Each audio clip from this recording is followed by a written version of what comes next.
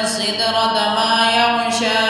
ما زاغ البصر وما طغى لقد رأى من آيات ربه الكبرى أفرأيتم اللات والعزى ومناة الثالثة الأخرى ألكم الذكر وله الأنثى تلك إذا قسمة ضيزى إن هي إلا أسماء سميتموها أنتم وآباؤكم ما أنزل الله بها من سلطان إن يتبعون إلا الظن وما تهوى الأنفس ولقد جاءهم من ربهم الهدى أم للإنسان ما تمنى فلله الآخرة والأولى وكم من ملك في السماوات لا تغني شفاعتهم شيئا إلا من بعد أن يأذن الله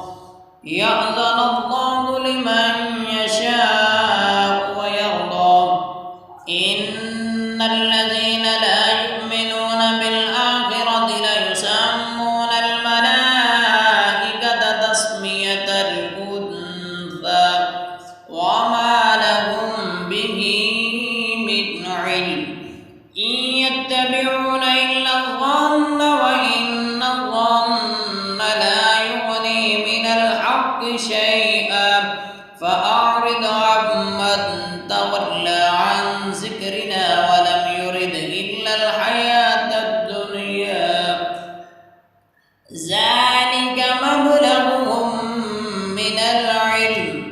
إن ربك هو أعلم بمن ضل عن سبيله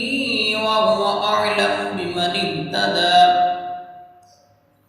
ولله ما في السماوات وما في الأرض ليجزي الذين أساءوا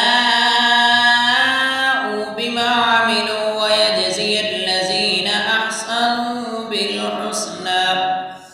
الذين يجتنبون كبائر الإثم والفواحش إلا اللمم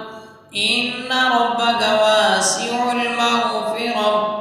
هو أعلم بكم إذ أنشأكم من الأرض وإذ أنتم أجنة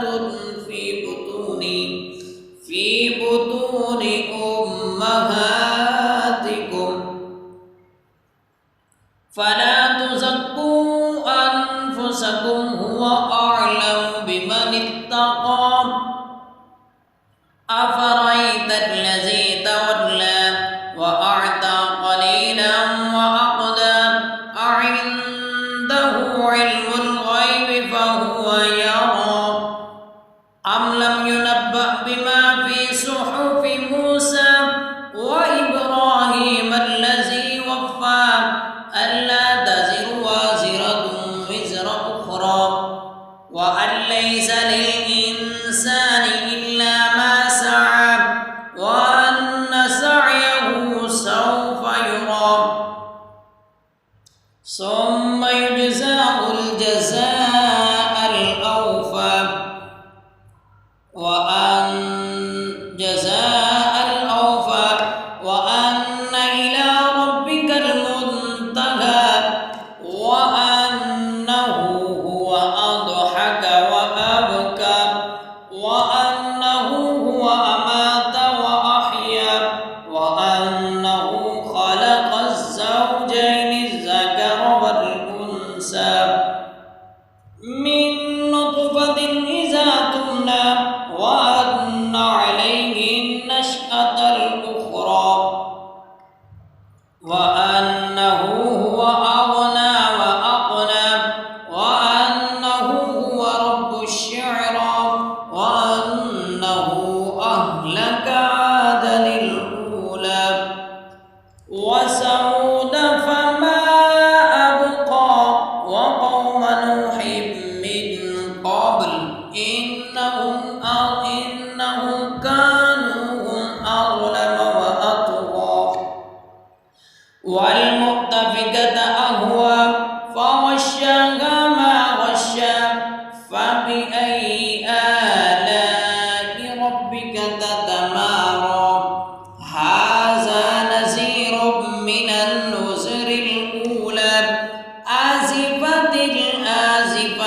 ليس